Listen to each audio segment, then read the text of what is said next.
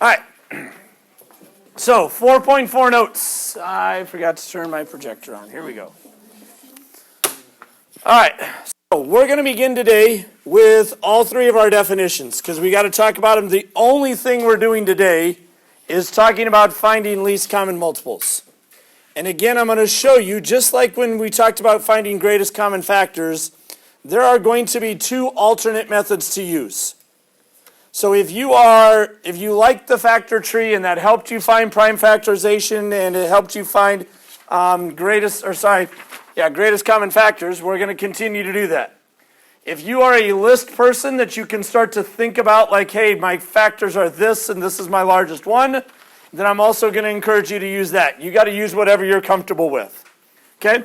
So first of all, remember that yesterday we talked about what a factor was. A factor is a number that divides another number evenly. My factors of 8 are 1, 2, 4, and 8. Just throw stuff at me, right? Good Lord. It's not even that bad of a lesson yet. Like, at least at the end before you start throwing stuff. All right. Okay. So, what is a multiple? A multiple is the opposite. Instead of finding numbers that go into a number evenly, multiples as we defined them yesterday, multiples of 8 are 8, 16, 24, 32, 40, 48, 56. They go on forever. There's not an end when it starts talking about multiples. So here's our definition. This is the product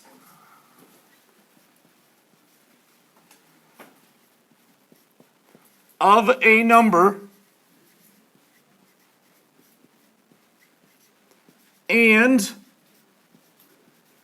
any non-zero whole number.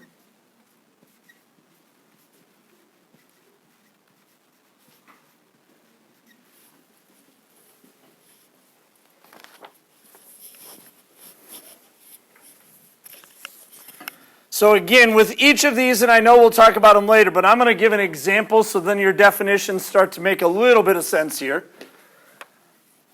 If I were to say, what are my multiples of 8? All it is it's listing the products of 8 times every whole number. So 8 times 1 is 8. 8 times 2 is 16. 8 times 3 is 24. 8 times 4 is 32. 8 times 5 is 40. 8 times 6 is 48. 8 times 7 is 56. And this list literally can continue on forever. Okay, it's not like my multiples list where I could stop when I got to something, my factors list. My multiples literally can go on forever and ever and ever. Okay, now, I'm also at the same time, before I start talking about my next definition, let's look at another number. And let's talk about what the multiples of 12 would be. What is the first multiple of 12? 12. Okay, what's my second one? 24. 36. 48. 60. 72. 84. And again, it keeps going on forever. Okay? Now, the reason that I put both of these lists up here is because it's going to help us tie into our next idea here. What is a common multiple? So this is a whole number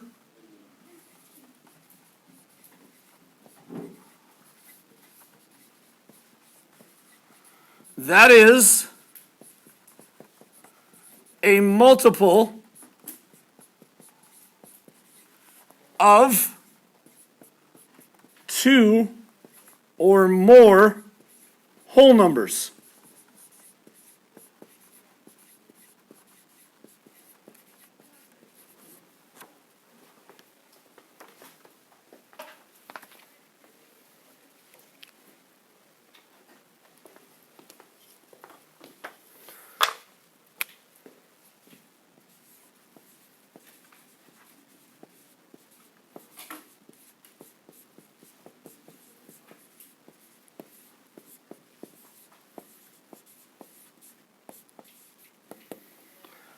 So if I have my list, or the beginning of my list of my multiples of 8, and I have the beginning of my list of my multiples of 12, I can start to talk about my common multiples of 8 and 12.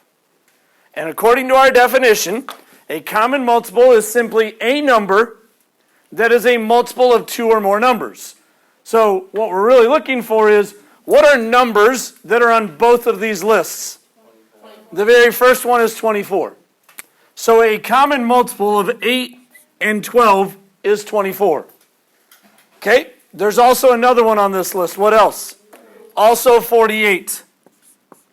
Now you might say, well, that's it. But remember, these lists technically go on forever. So my common multiples could literally go on forever.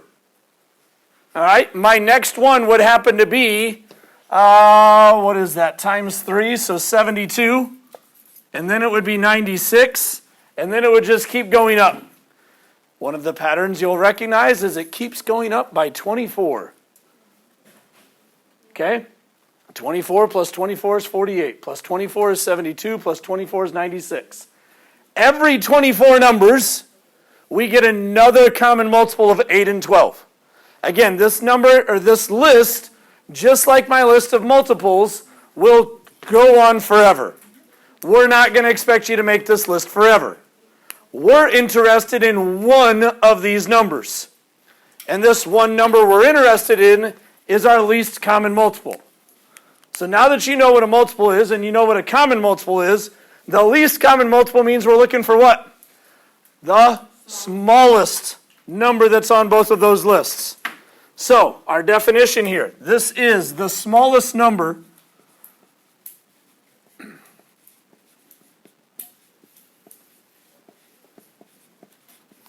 that is a common factor, common multiple of 2 or more numbers.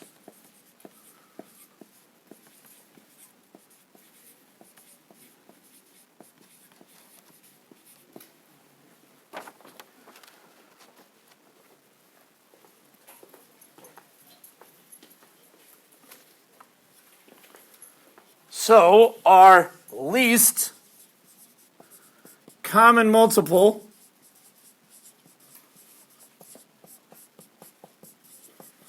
of 8 and 12 is 24. Because 24 is the smallest number that both 8 and 12 are going to go into. Now, why is this going to be helpful? We used greatest common factors to help us reduce fractions, correct? Okay, that's what we did yesterday. Our next standard is all about adding and subtracting fractions. Can someone remind us, even though we officially haven't taught it, because you've already done this before, what's required in order to add or subtract fractions? Anyone remember? A common denominator. And if I'm looking for a common denominator, what I'm ultimately looking for is, what is a common multiple to begin with? And if I really want to make this as easy as I can, what is the least common multiple? So, in general, you're going to be okay if you can just find a common multiple. We're going to focus, though, always trying to find the least common multiple, because that's going to save us more work down the road as we go. Okay? So, when we come back during 7th period, I've got 4 examples. Okay, we're going to talk about both methods here, and we're going to talk about how you can list the common multiples like we did over here, and we're also going to talk about how you can use your factor tree, prime factorization, and everything else to help us find our least common multiple.